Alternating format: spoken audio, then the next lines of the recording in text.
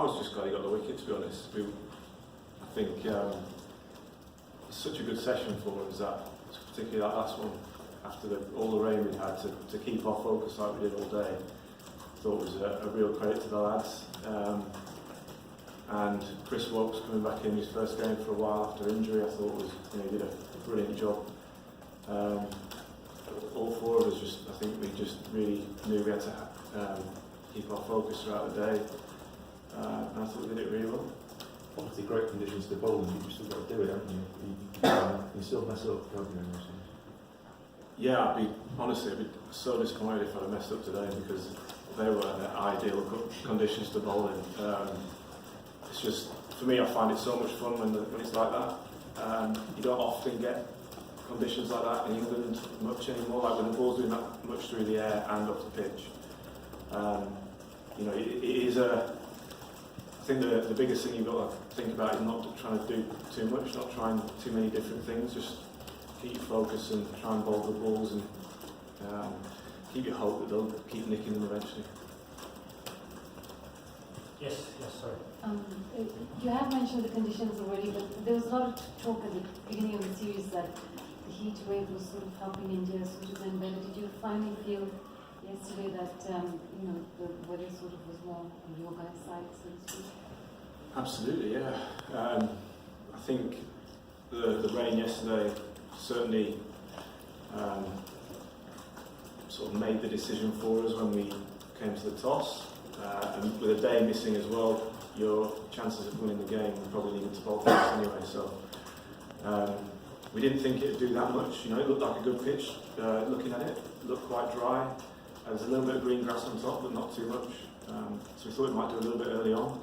I think just the moisture around all day probably helped it do a little bit more, and through the air as well. Similarly, when it wasn't particularly warm, but warm enough, and that moisture that's in the ground just, I think, helps it move around. And as I said, I just thought the four of us bowled really well.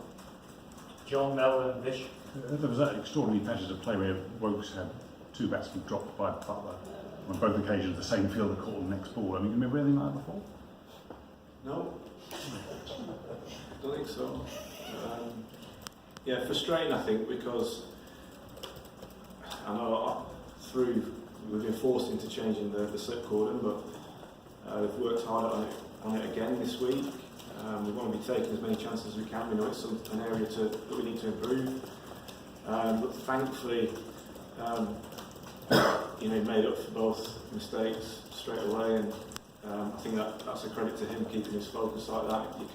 Often your head can drop if you drop a catch, but he kept his cool and took the two when he needed to. And fair bit of relief for bowler and fielder, I guess. Yeah, absolutely. I mean, as I said, there's nothing worse as a bowler when you're working hard to create chances and they get dropped, but no one means to drop a catch. And we know they're working hard, and it's just one of those things. Catches do get dropped, probably more in England as well, when the ball's moving around after it's been nicked as well. It can wobble a bit.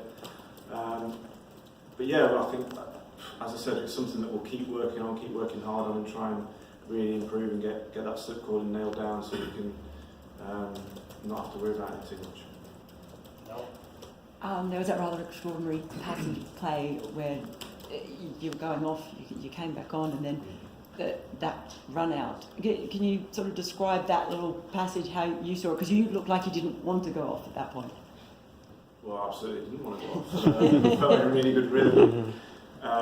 We were on top with 2 early wickets, and it was one of those just dark black clouds coming from that direction all day. And it's a really tough one for the umpires, because they've got one eye on that, but then we did get a deluge. But it's really there's not a lot you can do about it, but it's just frustrating for us at the time, because when you're on top like that, you want to stay out there, keep that pressure on the opposition, so you feel like it's a chance for them to regroup and come back out and try and play better. So it was frustrating, but I thought we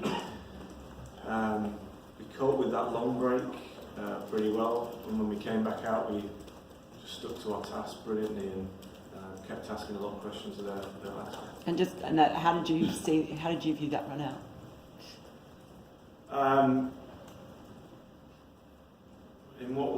or just the I guess the dramatic build up to it, and how they just seem to really lose their way there? Yeah, well, we were, you know, I think it can happen when we were building a lot of pressure. Both me and Stuart, I think they're bowling really well from both ends, and it does create pressure. It's just a mix-up, you know, there's a yes and then a no. And then obviously there was a massive downpour after, which obviously wouldn't have made Pujara feel any better. Vish, Ali, then Dean, and we'll take a few more. When you came out for that, 29.3 overs left in there, did you think, you know what, we might be able to steal it? No, we weren't thinking that. We were wondering whether we could actually get our 29 overs in the time allotted, because we struggled with that. But no, we were just thinking about bowling well. We wanted to continue what we did in the morning, and I think we did that on the whole. You know, as I said, as soon as Sam and Chris came on, they did an equally good job and kept that pressure on. We didn't let them get away at all day. And I think that was, you know, a really good sign for us as a team to be able to, you know, be on and off, and you know, when the momentum, you can't really build it when the rain's around. But I thought we did it. We came back really well at the end of the day. You touched on the earlier, but what would that have done for Chris Wokes? Obviously he's had a long injury layoff. We've seen him come back from injury before. It's like heading last year, it wasn't quite right and stuff like that. And then to come back as he did and knock over the Kingpin, Veraco's be good for him, I imagine. Yes, definitely. We were delighted for him. He's worked really hard. You know, he's still been around the squad for the last few weeks. And you know, missed out last week, but he's been, as I said, he's worked hard. He's a world-class performer on his day, and we've seen it before, all around the world, one-day cricket, test cricket.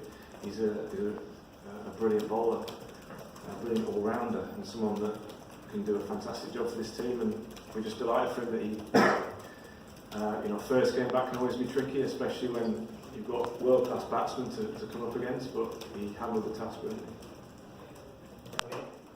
Is there any pressure for yourself, Stuart, when you do rock up to a ground like this and everyone's thinking, well, if you win the toss, bowl, just chuck on the Duke's ball, they'll skill the side out, that's what you do. Is there any sort of pressure on you to deliver like that, or not? No, I don't think we think about things like that. I think we think about, we've got a responsibility to set the tone for the team, and just bowl well. You know, that's our job, is to bowl well. And we try, you know, you've got to assess the conditions. Each game is different. Assess the conditions and then try and bowl accordingly. And some days it hoops around. It's been quite rare, actually. I think the days that we've had like that have actually moved through the air as much as that. But for us, I think with the experience we've had of bowling on flat decks and the ball doing nothing, I think when you get the opportunity like that, you lick your lips and try and show off your skills. Andrew, Gerald, Jimmy, just to paraphrase what you said at the end of the India tour last time round, it wasn't so much that India's techniques, going in particular, that their techniques improved, it's just that the ball wasn't doing as much in those conditions.